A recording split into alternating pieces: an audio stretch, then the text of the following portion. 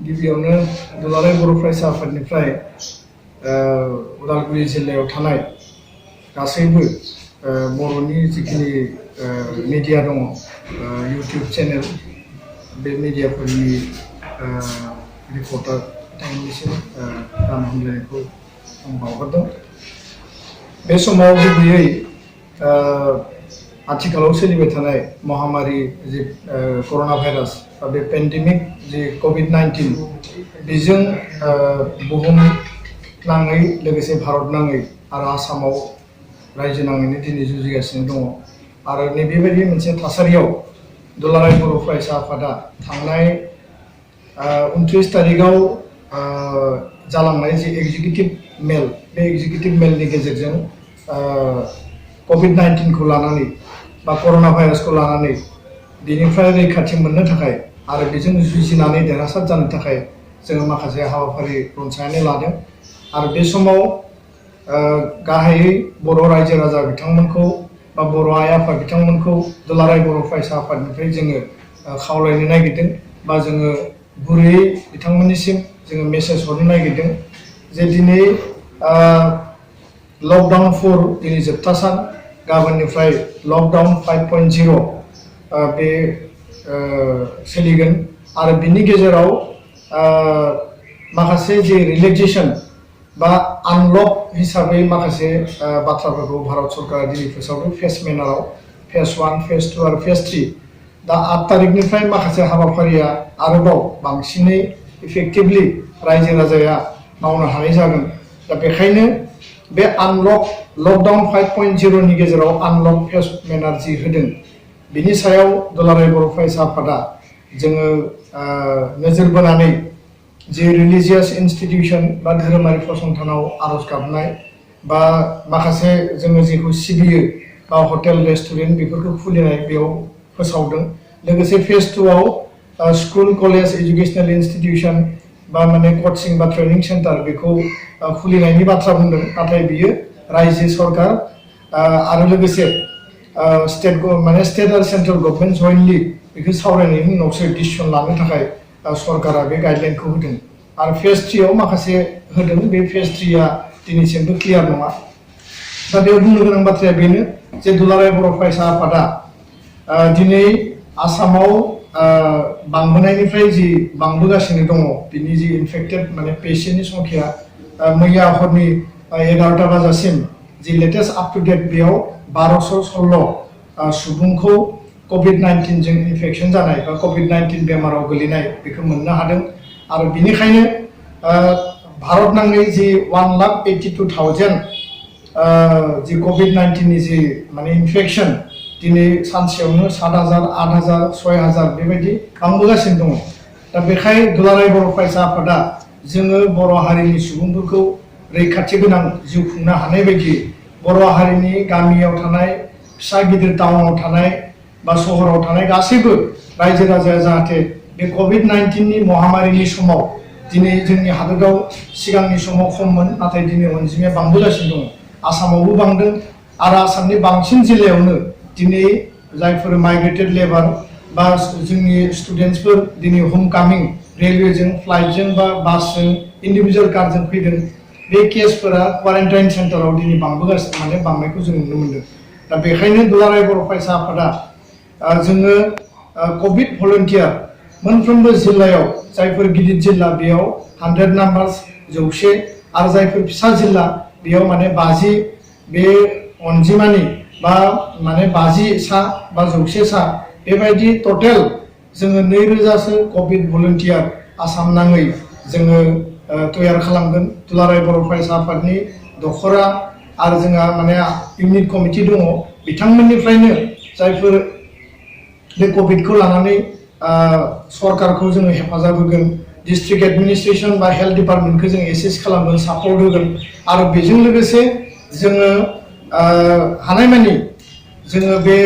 जि सांग्रांथि लाबोनाय हाबाफारि बा एवारनेस केम्पेइन कभिड-19 खौ लानानै दिनै मोनथाम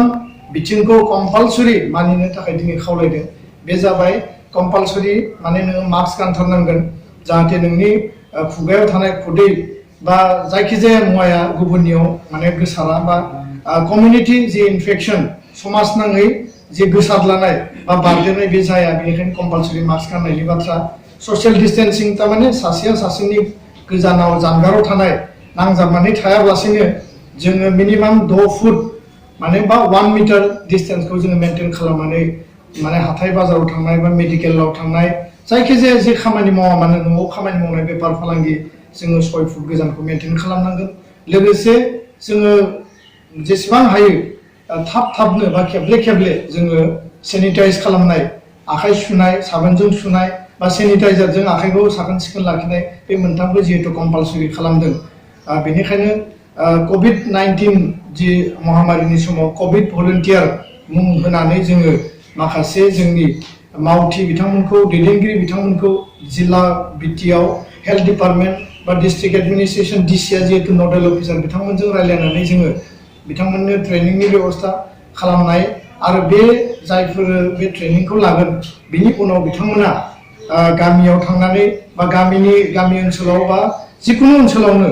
बे कर'ना भाइरासनि जि महामारिनि जि इनफेक्शन बेनिफ्राय जों रैखा मोननो थाखाय मा राहा लानांगौ जोङो बेखौ मेसिभ भाबै रायजो राजानो खिन्थागोन रायजो राजानो बुजायगोन गामि ओनसोलाव आशा वार्कार थायो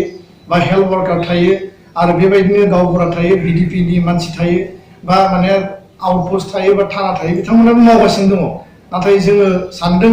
जे जोंहाबो जिहेतु जों माहारियारि आफाद जों फरायसा आफाद जों जिहेतु भलन्टारि मोनसे अर्गेनाइजेसन ससियेल ससाइटिखौ सार्भ खालामनाय समाजखौ जोङो सेबा खालामनायानो जोंनि गुबै मोन्थोर हारिखौ गेरेमसा लाखिनाय जौगाहोनायानो जोंनि गुबै मोन्थोर दा बेखायनो जोंनि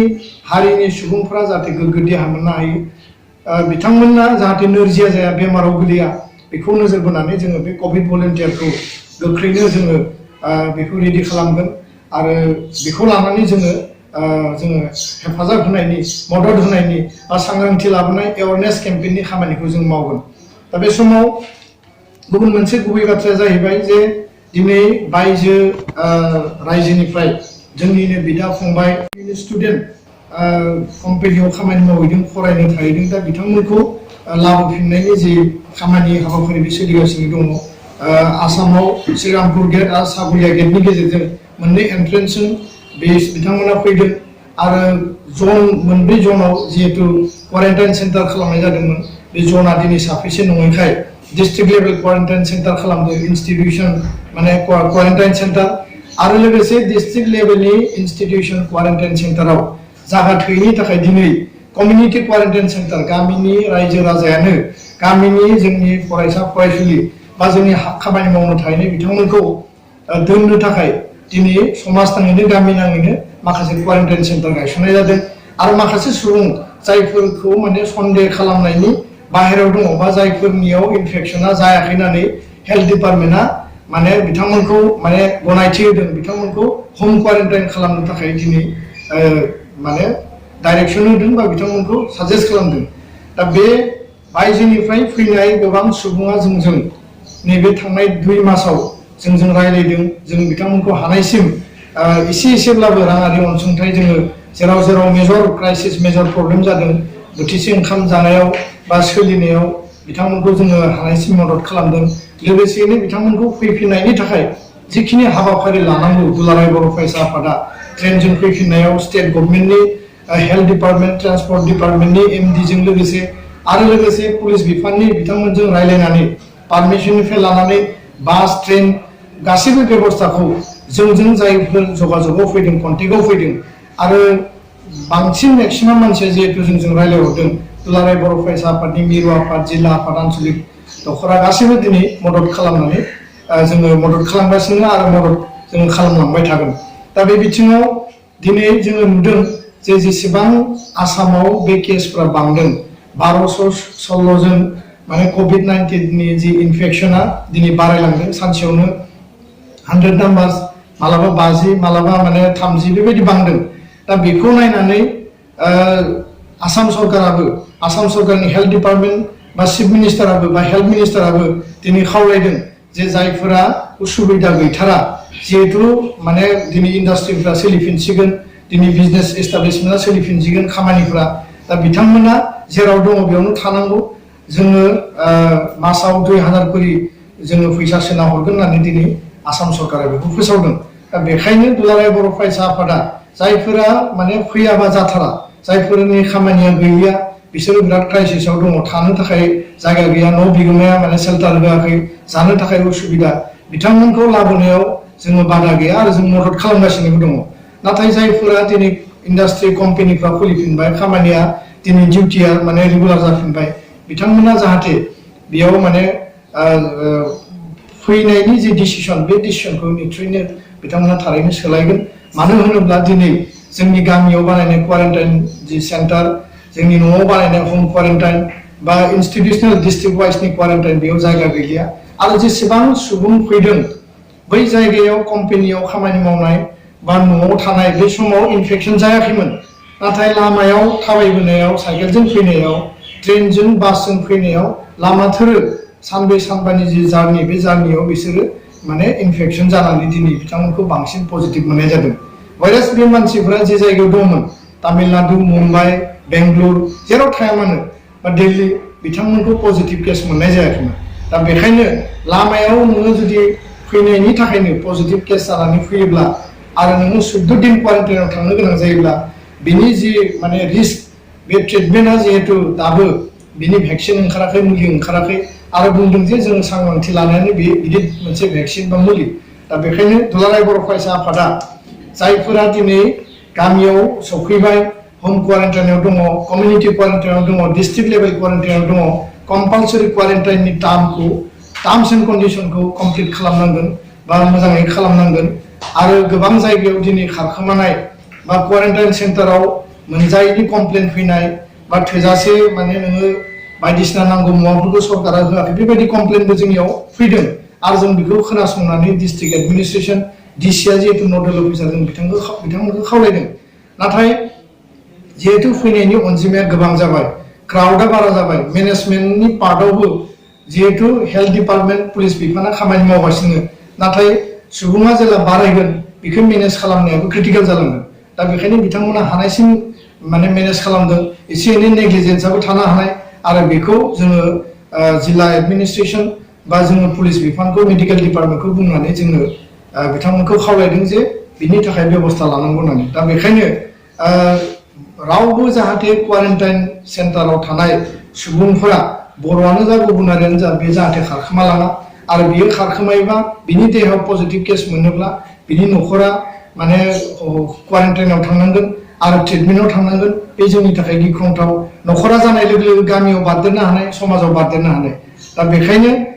गिबि बाथ्राया जाहैबाय जे जायफोरा उसुबिदा गैथ'वा जायफोरा फैथारनांगौ अबस्थायाव गैया जायफोरनि थांना थानाय जानाय लोंनाया माने बिराद खैफोद गोनां जायाखै बिथांमोना जेराव दङ बेयावनो थानांगौ आरो जायफोरा उसुबिदा दङ जायफोरा माने फैथारनांगौ बा कम्पानिया बन्द जाबाय स्कुल कलेजा बन्द जाबाय फैथारनांसिगौ बिथांमोनखौ फैनायाव बा लाबोनायाव दुलाराय बर' फरायसा आफादा स्टेट गभर्नमेन्टजों रायज्लायनानै जेब्लाबो जों इनिसिएटिभ लाबोदों इयुनावबो जों लागोन बे जोङो अपेन जोंनि मोनसे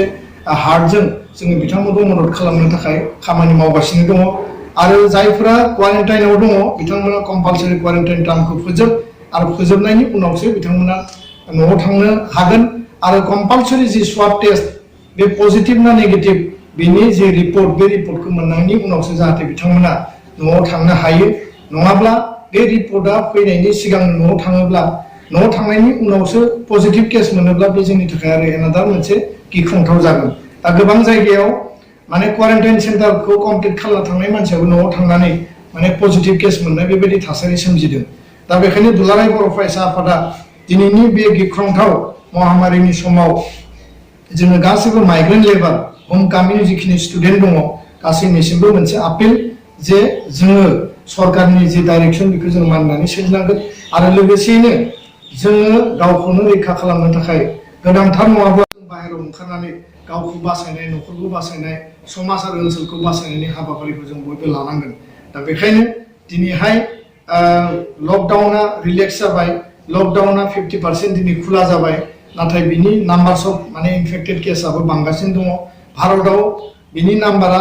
मोनसे समाव जोबोद खममोन दा नाथाय बियो 2 लाखनि खाथि सहैबाय एनादार नोङो 10-15 डेजआव बे 3 लाख बा 5 लाखबो जाहैनो हानाय दा बिनि गासै डिटेल रिपर्टखौ भारतनि हेल्थ डिपार्टमेन्टआ जेब्लाबो